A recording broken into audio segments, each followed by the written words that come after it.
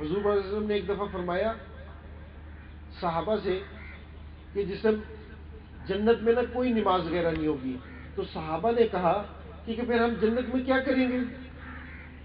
ان کا جو سب مزہ تھا نا، وہ نماز میں مزہ لیتے تھے، ہمیں مزہ ہی نہیں آتا نماز میں، کبھی سمجھنے کی کوشش ہی نہیں کی۔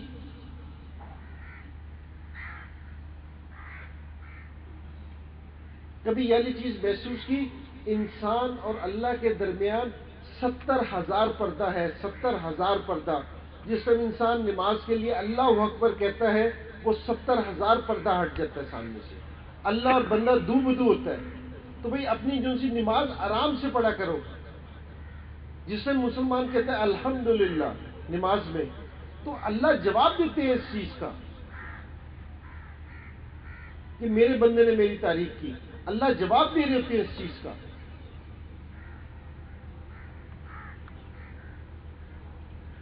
تو بھئی اپنی جو سی نماز ہے، اپنی نماز کو صحیح کریں، نماز پڑھنے والے بن جائیں، نماز پڑھنے والے بنے۔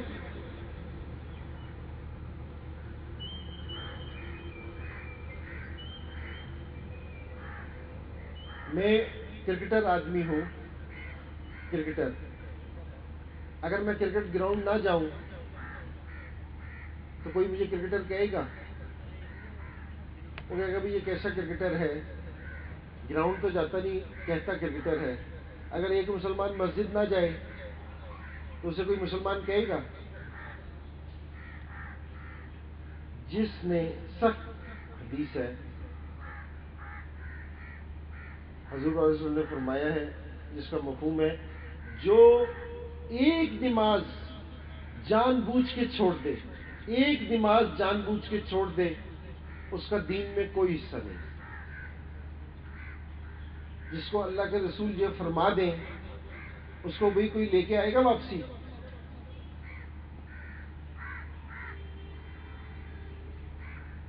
تو بھئی اپنی نمازوں کا ہے نا، نماز سب سے پہلی چیز ہے مسلمان کے لیے، یہ پہلی سیڑھی ہے، پہلی سیڑھی ہے نماز مسلمان کے لیے۔ آج اس مہینے میں یہ اعلیٰ ارادہ کرنے کی ضرورت ہے ہمیں کہ آج کے بعد ہماری ایک نماز نہیں چھٹے گی، ایک نماز نہیں چھٹے گی۔ حضرت عمر رضی اللہ عنہ کو جس میں تیر لگا نا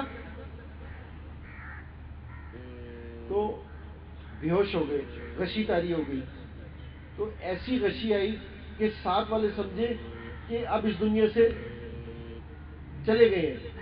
تو ایک ان کا غلام ہوتا تھا حضرت عمر رضی اللہ عنہ کو، اس نے کہا کہ ٹھہرو میں ابھی دیکھتا ہوں۔ انہوں نے حضرت عمر رضی اللہ عنہ نے کان میں جائے کہا امیر المومنین نماز کا وقت ہو گیا۔ حضرت عمر رضی اللہ عنہ اسی طرح اٹھ کے بیٹھ گئے، کہہ رہے کہ ہاں ہاں میں نے حضور پاک صلی اللہ علیہ وسلم سے سنا ہے جو جان بوجھ کے نماز چھوڑ دے اس کا دین میں کوئی حصہ نہیں۔ اس حالت میں بھی اٹھ کے بیٹھ گئے۔ ایسے نماز پڑھنے والے تھے۔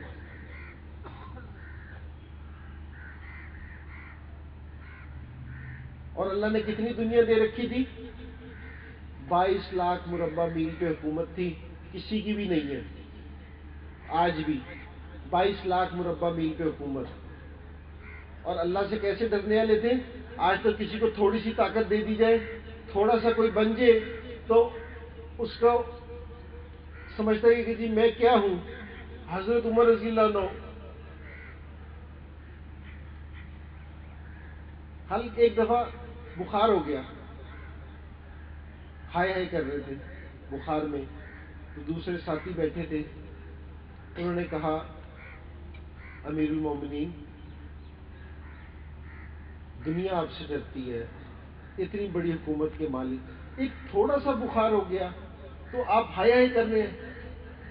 تو حضرت عمر رضی اللہ عنہ نے کہا کہ یہ بخار میرے اللہ کی طرف سے میرے پہ آیا ہے، میرے اللہ کی طرف سے میرے پہ آیا ہے، اللہ مجھے کمزور دیکھنا چاہتے ہیں، میں اللہ کو اپنی کمزوری دکھا رہا ہوں۔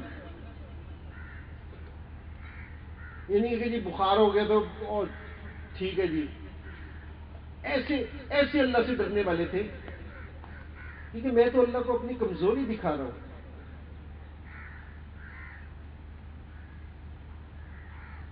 تو بھئی آج سے سارے یہ اعلیٰ ارادہ کرے کہ جس حال میں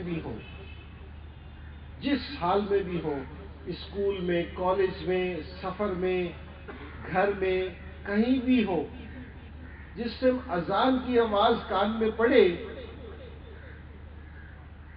تو فوراً کہیں گے جی مجھے میرے اللہ نے بلایا ہے سارے کام چھوڑ کے مسجد کی طرف نماز پڑھنے کے لیے.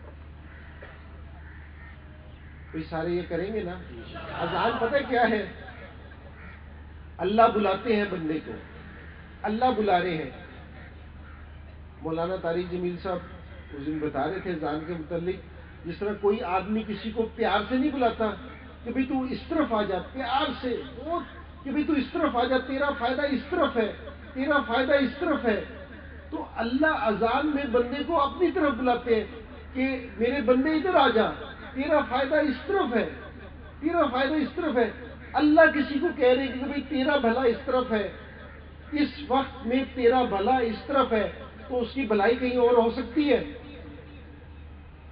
تو بھئی آج سے یہ کوشش کریں کہ جس ٹائم اذان آئے تو بھئی ہم نے سارے کام چھوڑ کے ہم نے تو اپنی نماز کی تیاری کرنی ہے. بھئی کریں گے نا اس چیز کی؟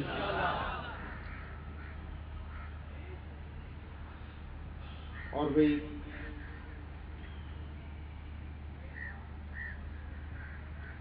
ہم ساری دنیا کی ساری چیزیں سیکھتے ہیں. ایک امریکہ سے آدمی آیا، اس کو دعوت دینے کے لیے گئے اس کے گھر پہ، تو بڑا پڑھا لکھا آدمی تھا. تو اس نے باتیں کی کہ جی دین والے اس طرح ہیں، یہ اس طرح ہے، یہ اس طرح ہے، اس طرح کام کرنا چاہیے. وہ جو ساتھی تھے تبلیغ والے، انہوں نے کہا کہ جی بالکل صحیح کہہ رہے ہیں کہ جی ہم تو ان پڑھ لوگ ہیں، آپ آ کے ذرا سکھائیں گے تو بات سمجھ آ جائے گی. اگلے دن وہ آگے ان کے پاس، ان سے کچھ صورتیں وغیرہ سنی، نماز میں جو پڑھتے ہیں یوزلی ان بیچاروں کی والی صورتیں بھی صحیح ہوئی تھی. میں نے کبھی پڑھی نہیں نا، کبھی اس چیز پہ محنت نہیں کی، تو وہ رونے لگ گئے. اس نے کہا کہ میں نے سارا کچھ پڑھ لیا، جو پڑھنے والی چیز تھی وہ نہ پڑھ سکا. اگر جہاں کسی کا جنازہ ہو نا، جنازہ، نماز جنازہ، اگر اس میں 1000 لوگ ہو نا، اللہ میرا گمان غلط کرے لیکن 950 لوگوں کو نماز جنازہ کی دعا نہیں آتی ہوگی. موٹی موٹی کتابیں یاد ہوں گی، نماز جنازہ کی دعا یاد نہیں ہوگی. ایک 30 سال کا بیٹا، 40 سال کا بیٹا اپنے باپ کی نماز جنازہ نہیں پڑھ سکتا. نماز جنازہ کیا ہے؟ جانے والے کو آخری دعا ہے. ایک بیٹا اپنے باپ کو دعا نہیں دے سکتا کہ جی سیکھی نہیں، باقی دوسری ساری چیزیں سیکھ لی. تو میرے بھائیوں، یہ والی بات یاد رکھنا،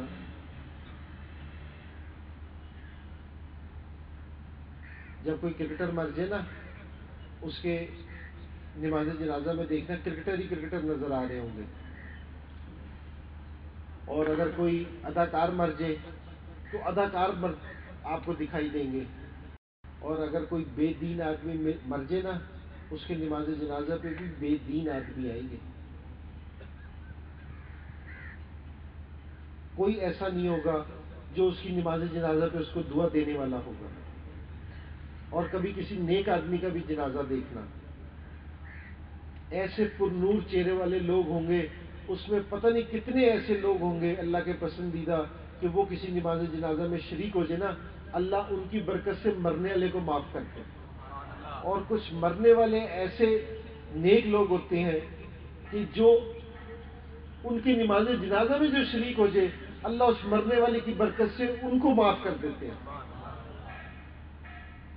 تو بھئی یہ سیکھنے کی چیز ہے. دین.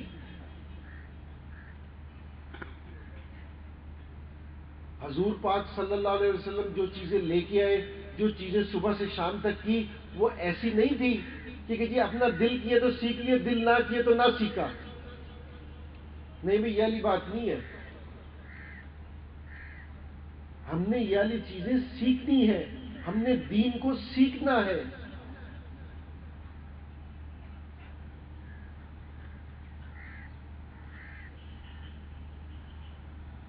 تو بھئی یہ کوشش کریں کہ ہم 2-2 گھنٹے، گھنٹہ ساری چیزیں کر کے اسکولوں میں چلے جاتے ہیں، اپنے کالجز میں جاتے ہیں، ضرور آئیں، لیکن جو مسجد کی اپنی محلے کی مسجد ہے اس میں قاری صاحب سے بھی جا کے یہ والی چیزیں ضرور سیکھیں اپنی.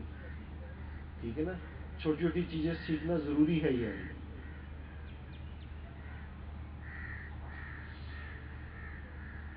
تو بھئی یہ سارے سیکھیں گے نا. اور بھئی دوسری چیز یہ، ابھی جو میں نے آپ کو بتایا تھا کہ جس میں فتح مکہ ہوا تو اللہ کے رسول آ رہے تھے، اس طرح تھے جس چیز پہ بھی تھے، کہا کہ جی آج معافی کا دن ہے. اتنے لوگ مسلمان فتح کی وجہ سے نہیں ہوئے تھے جتنے لوگ حضور پاک صلی اللہ علیہ وسلم کے اچھے اخلاق کی وجہ سے مسلمان ہوئے تھے. ہندا جس نے حضور پاک صلی اللہ علیہ وسلم کے چچا کا جو کلیجہ چبایا تھا،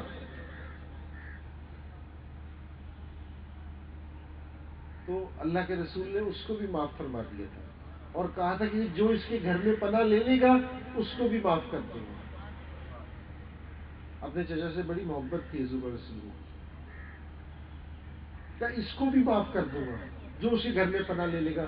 وہ اسی اخلاق پہ مسلمان ہو گئی. جس گلی سے گزرا کرتے تھے وہ عورت کوڑا پھینکتی تھی، سنا ہوگا آپ کے سامنے. ایک دن کوڑا نہیں پھینکا تو اس کے چبارے پہ چلے گئے، اوپر جا کے اس سے پوچھا کہ خیریت ہے، تمہاری طبیعت صحیح ہے کہ آج تم نے میرے پہ کوڑا نہیں پھینکا. وہ اس اخلاق میں مسلمان ہو گئی.